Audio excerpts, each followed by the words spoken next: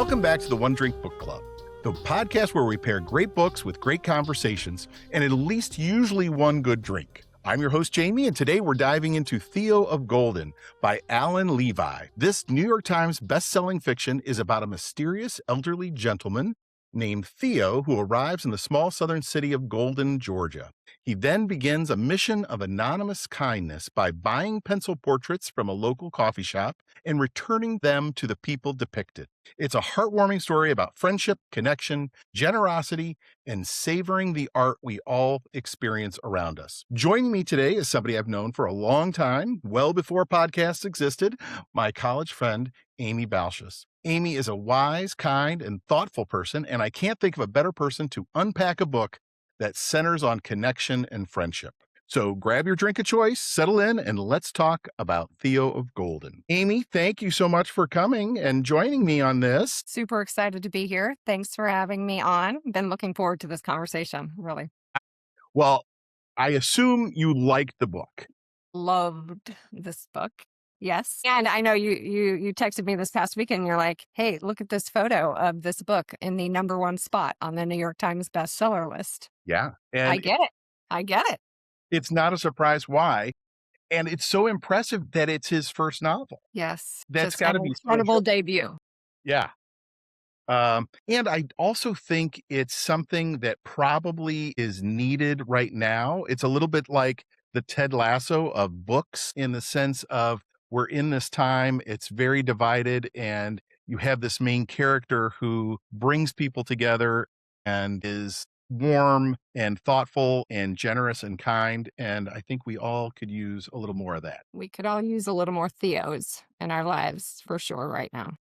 It's interesting, and I want to talk about it a little bit more. There was a question in my mind that perked up a couple of times as I was reading it. Was Theo almost too good? Did it make it unrealistic in some ways? And I think there's some things in it where the author tried to combat that, but it Sure. Try to humanize him, right? Just yeah, just a little bit more relatable. exactly. Maybe. Exactly. So the other question is, what did you make as your drink tonight? Yes. Well, I have a glass of water just in That's case. good. Hydrate.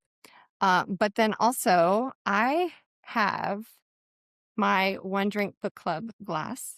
Nice. Thought this would be the perfect time to break it out. But I made myself a golden hour cocktail. Ooh, it's pretty. And you what can is- use different bases. I used gin for this one. So this was 2 ounces of gin, an ounce of Aperol, an ounce of elderflower liqueur, and then about 3/4 ounce lemon juice, and then an orange peel. Nice. That sounds delightful. And it's great for a nice spring day.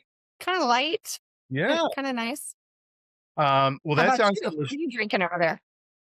So I made a Passion Fruit Porto Sour. And so I looked for cocktails that had port in Yeah. them because our main character, Theo, is from Portugal and grew up in the port region and had worked in the vineyards. So this has a white port in it, 1 ounce of white port, 1 ounce gin, 3/4 ounce of lemon juice, and then a 1/2 ounce of passion fruit syrup. So it also has kind of a golden color. Theo had a lot of passions in his life. So I thought it would tie together here. I get it. That is gorgeous. And cheers. Cheers. Ooh, this is good. Also, mine you can do with or without egg white. I kind of like the froth of the egg white. Looks amazing. And a little trick is you get more froth if you do a dry shake with the egg white first.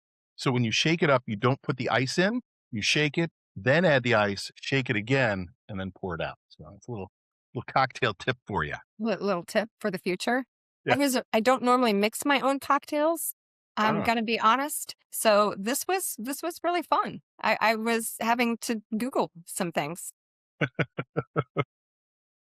But if I say so myself. Well, it looks good, and I think you're actually the first person to use the One Drink Book Club cocktail glass on the podcast, so that's good. Excellent. So did you listen or did you read the book? Both. Nice. Yeah. I did a little bit of a hybrid approach on this one. I listened to the audiobook. Well, I started by listening to the audiobook, and I probably got 10 chapters in and realized I like this book a lot. I'm gonna want this book to live on my shelf and or be able to give it away Nice. to people. And so yeah, so I listened to it and then I bought the hard copy as well. I like to go back and just kind of refresh things. But the audio version was delightful. It was very well done.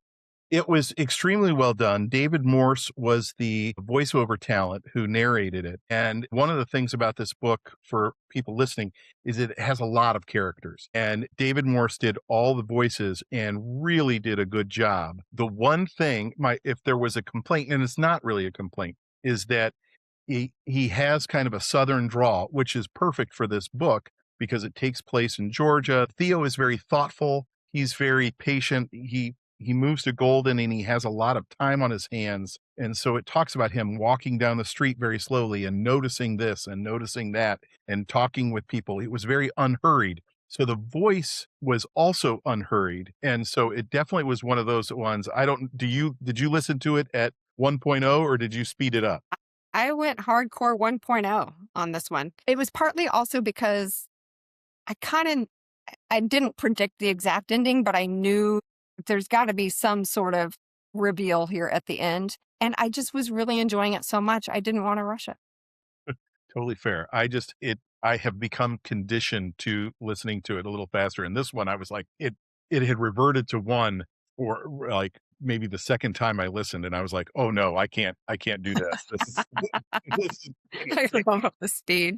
I gotta bump this up. So Theo, and I kind of mentioned this, how he goes to a coffee shop in Golden. There are 92 portraits on the wall.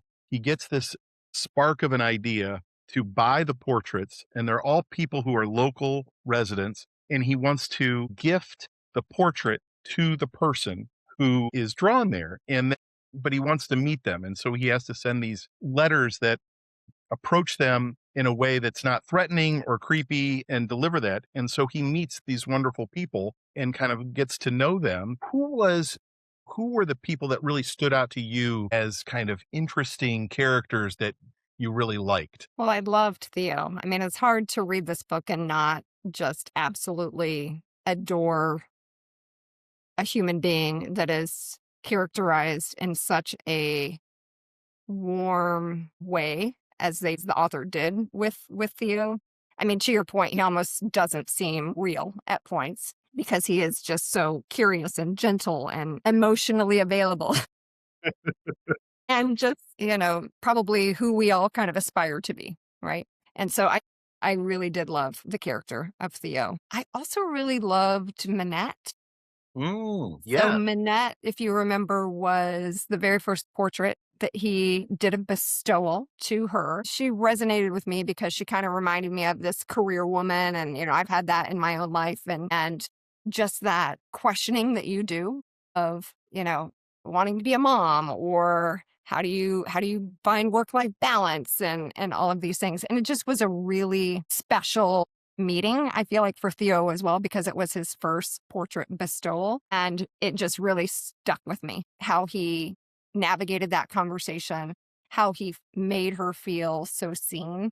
Mm-hmm. And I actually marked that particular passage in the book because it was page 41. And that is the first time I cried in the book. When if you remember, there's a part right where they sort of wrap up their conversation and he stands up and it says, with a touch of the theatrical, but in a voice heard only by her, he holds out the portrait and he declared, "Mrs. Minette Glisson Prentice, before I go, I remind you this space belongs to one who is strong and brave and kind." And I just thought, somebody to tell me that. You can just feel, it's palpable. She feels seen by this stranger, this man that she had just met. So I really liked that character. I think it set the tone for the whole book. I really liked almost all of them, but I agree. She was neat and she was complex too. And it was interesting too, this whole idea you say being seen, which makes total sense because one of the things that Theo would do is he would buy these portraits and they were done by this local artist who was very good. And Theo certainly was complimentary of the artist, but he would stare at the photo or the portrait for, days before he would bestow it on someone and talk about what he sees. And even some of the people who received the portraits had never looked at their own face that intently. And so to have a stranger say, I have been staring at this and this is what I see in this face is so unusual, and it's crazy. We all look at our own face in the mirror every day. We're, you know, putting on makeup or we're shaving or whatever, but do we really look at it? And to have somebody who is outside, a stranger, do that so intently is so remarkable. Magical for those individuals in the book. Yeah, it Yeah. was beautiful. Do you think it was interesting? One of the things he worried about was obviously sending this kind of unsolicited letter to people saying, I'm this older man and I want to give you this gift. You don't know me. Can you meet me at this fountain? He would always do the bestowals at a fountain that's kind of along the main drag in Golden. And there were a couple of times where he was either concerned, and in one particular case, where a jealous boyfriend intercepted the letter and thought, this was a creepy stalker type person. Do you think Theo could do it? Was age necessary for him to do it? Could somebody who was 25 or 35 or 45 get away with this? Or did you have to be an 87-year-old man? Wow, what a good question. There were a couple times in the book where I thought, what would I do if I got a random, out of the blue, handwritten, and they make the point multiple times, the author does, that he has beautiful penmanship and is very charming, right? That and it kind of comes back to the conversation that first portrait bestowal, like with Manette. There is a very, I think, pretty real life conversation between her and her husband because she's like, check out this letter. How do you think I should handle this? I probably shouldn't go. It's weird, right? This is kind of weird. and but then I think curiosity gets the best of them, and they have this discussion and they weigh the pros and the cons, and they decide to go for it. And I do think it helps, that he's like, this isn't a public place. I'll be on a bench besides the fountain at 7 p.m. at night, and I'll have a green cap on, and I'm an 86-year-old man. I mean, you're kind of like, kind of weird, but maybe I'll go check it out. It'd be very different, I think, if it were, some 30-year-old dude who sent you a letter. It's like, hey, babe, meet me by that. I don't know about that. At 10 at night, I'll be wearing the black leather jacket. No, thanks. It's interesting, Theo more than once, he was religious, or actually, I would say maybe even less religious, but more spiritual. And he basically, this idea popped in his head and he felt like it was uh kind of a divine idea that this was put there and he should do that. Have you ever had those moments where something pops in your head and you say, geez, that's a little weird, but I'm going to go ahead and do it because it feels like I should be doing that? I mean, yeah, totally. I mean, probably the best example I could give, and truly the most sort of like life-changing and transformational example is, we were college buddies. I decided at the end of my college career, with about 6 months to go, to apply to be a Peace Corps volunteer. Was kind of going down a very corporate, path, interviewing through the business school, doing all the things. And then I got this idea, and I don't even know where it came from, but that I was going to, go change the world. And it was uncharacteristic, probably. I mean, like, I'd never even traveled out of the country. Wow. I mean, like, what? It was weird to everybody around me and even my family. I think, my parents were like, you're doing what?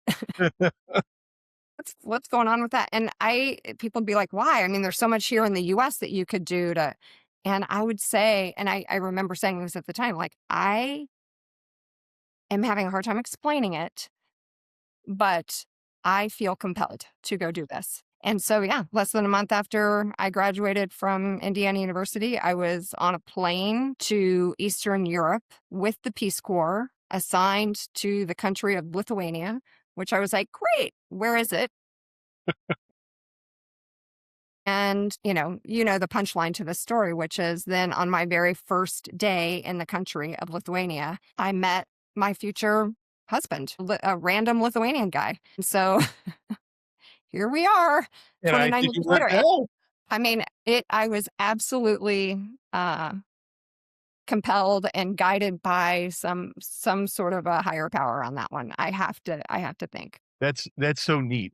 Yes, it absolutely, I think, was divine intervention.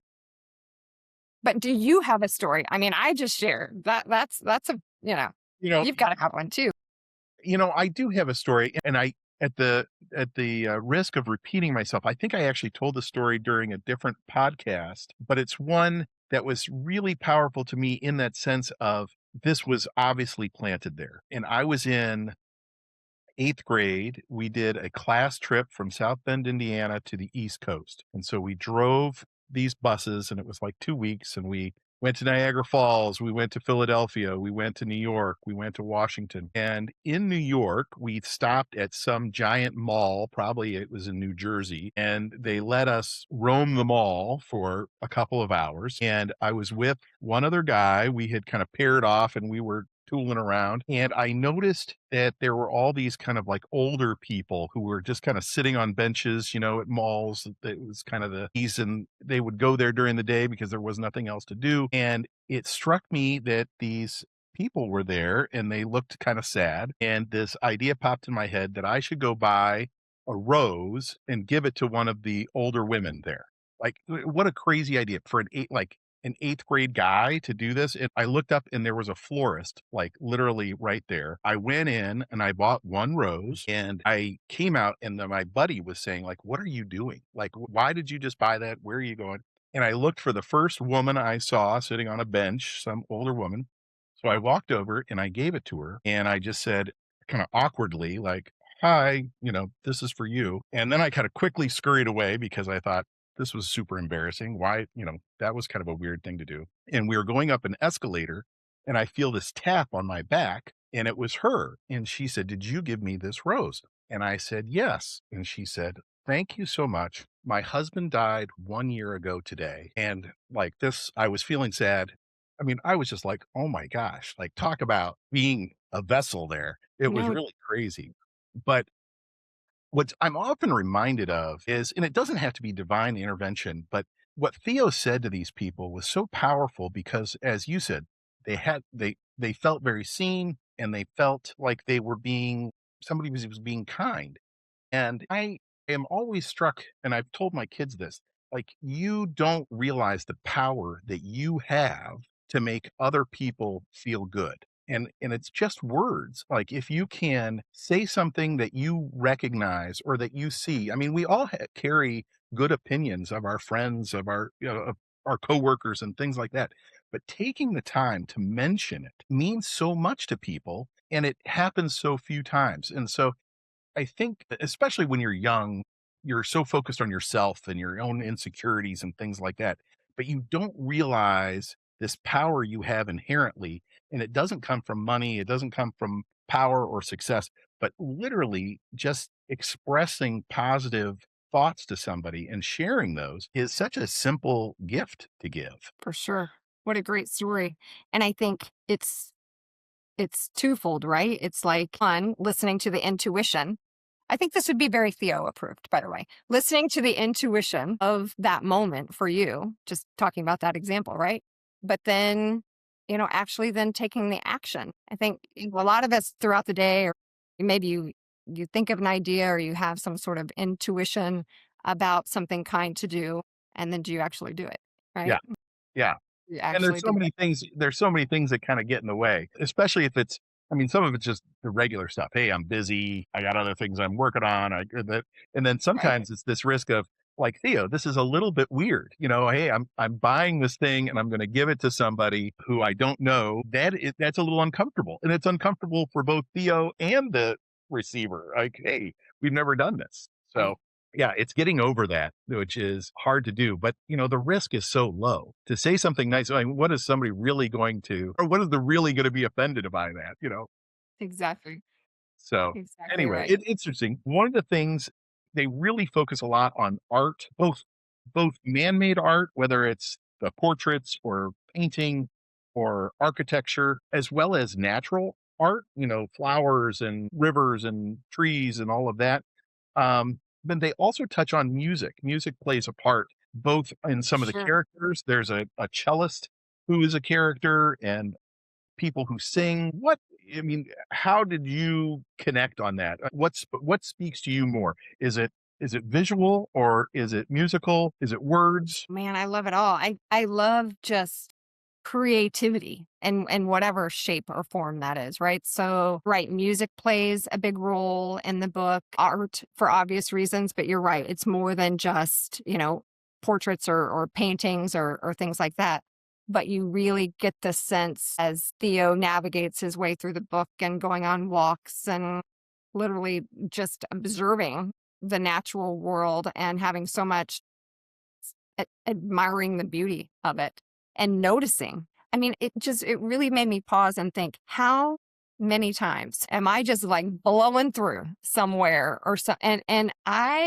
This book was a little bit of a good wake up call / reminder. Like, I mean, there is something to stop and to smell the roses every now and again and not being so focused on, just the next thing on my list or whatever that might be. But I really love and appreciate all that. I love music. I love art. And I read a little bit about Allen Levi. He himself, I mean, what an interesting guy. Did you read Yeah, about him at I all? I did, and the Like fact a that former litigator, musician, songwriter himself. And I just think it's so interesting. And maybe that's why it comes through so beautifully in the book. His descriptions of art and music and the musicians in the book is because he himself feels so connected to that creative medium. yeah, I had the same kind of reaction as you did, in the sense of I really need to slow down and appreciate what I have. The one time, Washington is so pretty in the spring. We have so many blooming trees and the tulips and the daffodils and everything. It's really spectacular. Me growing up in the Midwest, spring was always gray and rainy and cold and kind of gross. And so that's the one time a year when I'm walking the dog that I can't not stop and smell the roses, so to speak, because it's just all around you. But there's something to look at and admire and ponder on in every season. And I agree with you. I think the book was a really good reminder to do that. No question. I don't know if you realize you just did this, but the word ponder, right, features in the book because it is the name of one of the characters, James Ponder. And then also where Theo lives is called Ponder House. And so I don't think that's probably a coincidence. I had the same thought, and I scribbled it on my notes here. Ponder House, not a yeah, not a, he was kind of smacking us in the face with that. But yes, A little. you talked about Minette being one of your favorite characters. I really appreciated Tony, who was the Love him Tony too. was the kind of gruff, funny, sarcastic bookstore owner on the main drag, and quickly became a close friend with Theo. And he was a Vietnam vet. He had a lot of, bad experiences there, and he shared a lot of those with Theo. But he really was a generous soul and a kind person, and was like a perfect fit for Theo's generosity and interest, because he was also very smart. While he had kind of this gruff exterior, he had almost a New Jersey attitude about things, but underneath was a big softy. I really enjoyed the interactions between Theo and Tony. Me too. In fact, one of my favorite scenes is how Theo celebrates his birthday in the book. Well, explain. I don't think we're we're doing a spoiler here, but explain the birthday because it really was neat. Yeah, so there's a scene in the book with the character that you were just talking about, and he's a little curmudgeonly, right, Tony? Like he's kind of jokey, of rough exterior, and again, a bookstore owner, and constantly asking, joking with Theo to buy something, otherwise he's going to go out of business next week. And it's really a great character as written. There comes a time in the book where Theo invites Tony to celebrate his birthday, and just the thought and care that Theo puts into celebrating his friend's birthday. I mean, probably as I'm describing it, it almost sounds cheesy, but how he has a local restaurateur and person come over to, create this magnificent meal is just captured by their conversation after dinner. Hmm. Obviously, Theo is, as you mentioned, he's from Portugal. Port is, features throughout the book in various ways, and, how he, gifts this bottle of port to Tony and the meaning behind it. It just makes you realize we could all be listening more. We could all be paying more attention, because just the way it unfolded was just so beautifully healing to Tony. And just for me as a listener, I was like, this is just beautifully written. And again, I was listening to it, right? And so just that wasn't that, I don't know if I have that page mark, but that was probably another time that I may have shed a tear or two, just because it was just so beautifully written for Tony. How about you? What did you think of that scene? I loved it, and the fact that one of the things he gives him is a bottle of port, or he opens it for both of them to share, which is even Yes, nicer. even better. It was from Tony's birth year, so it was a very old bottle. Theo had said during that year he was working in the fields, so he could have very well have harvested the grapes that went into this bottle and to celebrate. I mean, it was just clearly one of Theo's love languages is gifting, is gifts, For because sure. he really throughout the book gives unbelievably thoughtful gifts, and it's revealed you don't know much about Theo throughout, at least his history. You know about his character, but the author purposely kind of shields who this guy is. Why is he in Golden? But you realize that he's pretty wealthy. You don't know Yeah. why or where he made his money. Along the way, becomes friends with some people who aren't as well off or need some help. And he is constantly, in one case, he hired a lawyer for somebody who was going through the legal system and was going to get a public defender, and he got him a really good lawyer. Another one, a little girl had been in a car accident, and her dad was a janitor at the local college, and he made sure that she had a really good orthopedic surgeon and who was dedicated to her, and he paid for all of it.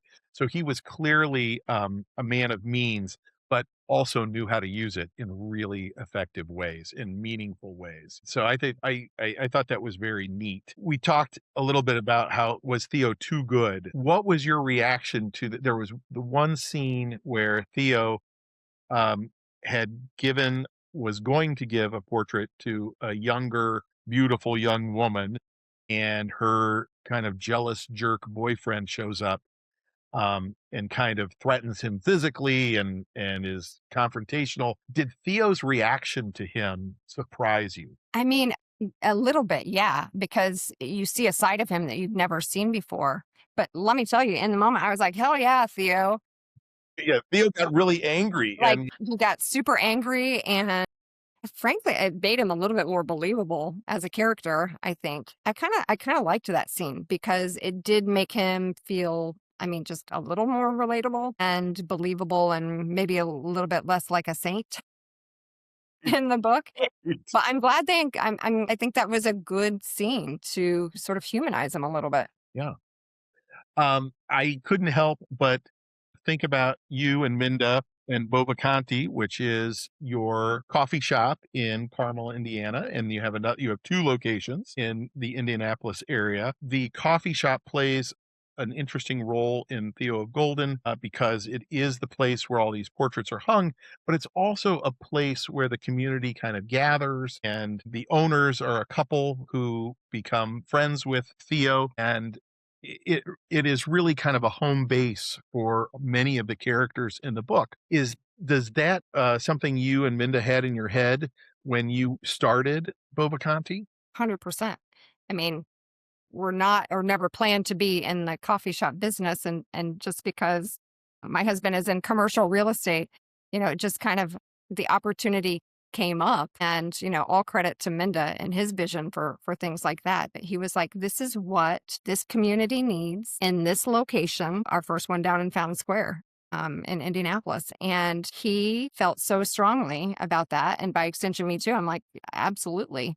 Um, it's people need a gathering place, right? It's this concept of a third place, and a place where people can meet and linger and connect. And then same when we open the second location here in Carmel, it feels like you can play a role in creating intentional spaces where people can feel a sense of belonging and or connect with other people. I mean, no better place, right, than to connect than in a Yep. coffee shop. Absolutely. And I know too, talk a little bit about how you also support local artists, which I thought was a neat, when I read this book, I thought I know some people who do that as well. Right now, it's inspiring me. Like maybe we need to find a portrait artist out there. But yeah, so we love art and have always loved art. And maybe this is one of those divine intervention ideas, Jamie.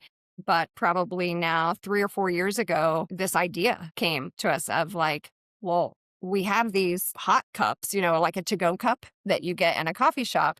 And, it's our standard, coffee cup. But what if we supported some local artists and worked with local artists to put their own art on one of our to-go cups. And so this started probably 3 or 4 years ago. I think at this point we've done, I don't know, maybe 13 or 14 features of artists with their art on the cups. It's wild how much support we get from the community. People absolutely love them. We have a place where they put their signature on the cup, and we put up posters in the coffee shop as well, just to highlight and feature them and give them a little fame and glory. And it just kind of goes together, right? Like art and community and gathering spaces. It felt like a natural connection. Yeah, it's really neat. And I've seen some of those, and they're really cool too. And so I think it's a great idea, and it's a neat aspect. I don't want to necessarily do any spoilers about the end. There's a bit of a twist, but to me, it was interesting. I don't know about you. It didn't change how I felt about anything else in the book.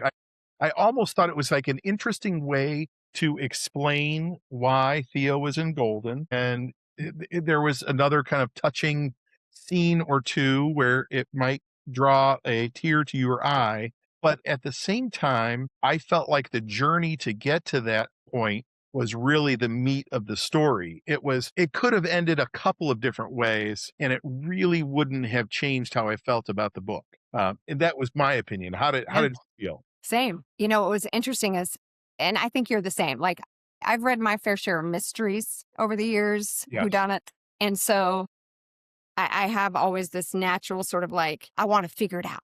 Like I want to figure it out before the end kind of a thing. And what was so funny about this particular book, I was like, I'm not going to do that. I'm going to let this unfold. I am not going to try to, predict and or figure out what's going on here, because I don't know. It's like the pace of it and how it all flowed together. It just kind of like it got to me apparently. Yeah. And so by the time, you get to the end of the book and all is revealed, all right, it felt very natural to me. And like, yeah, I knew, something's got to explain why this Portuguese man is hanging out and living in Golden, Georgia for a year plus and is just a gem of a human. That's got to resolve somehow. We only ever know him by his first name. And so I don't know if it's the twist at the end surprised me as much as it just felt a little bit like, yeah, that makes sense. Yeah. That just really ties it up in a really beautiful way. I had the same thought. It was good, but it wasn't like twist is almost a wrong word for it. It's more of a reveal. It is a Because reveal. it's not like It's a bestowal. It's a bestowal of an ending, yes, is what it is. that's true. It's not like we find out he's Batman and Right. Exactly. So what is the next book on your nightstand coffee table that you are tackling? Is a good question. I have so many. Ah, We call it the TBR pile in my family, right? The to be read pile. And it is constantly growing and being added to for sure. But I think, The Correspondent, I don't know if you've heard about that one yet. I have read The Correspondent, and I think you would very much enjoy it. So I If you think enjoyed this one, you're going to enjoy that one. right. And so I've heard good things about that. And I actually have a dear friend in her 90s named Sybil. And I understand the main character is also named Sybil. And so I am excited about that one. How about you? What's on your TBR? Well, there is a new nonfiction by the guy, now his name is escaping me, who wrote Empire of Pain and the book about Northern Ireland. I think that one looks very good. It's about a murder in London or a missing person in London. I have also been reading the Dungeon Crawler Carl series, which also was on this week's list on the New York Times bestseller. I saw that. Not something I would normally gravitate towards, but it's been super fun. And now that I've finished 6 of the books in the last month, and so I'm on the 7th now, and there's only 8, so I'm kind of locked in. You're powering through. Well, I will say I listened to Legends and Lattes after your last amazing podcast guest. I recommended that one. And I really enjoyed it. I loved it. That was really fun. The Dungeon Crawler Carl came out of that conversation with Josh. So apparently his wife Megan is a big fan. So I love it. it's very cool. Well, Amy, thank you so much for spending the time and making your cocktail, especially since you were not normally the person who mixes cocktails at your house. Thank you, everybody, for listening. If you haven't subscribed to the podcast, please do so. We try to talk about fun books and have good conversations. Have a great rest of your day.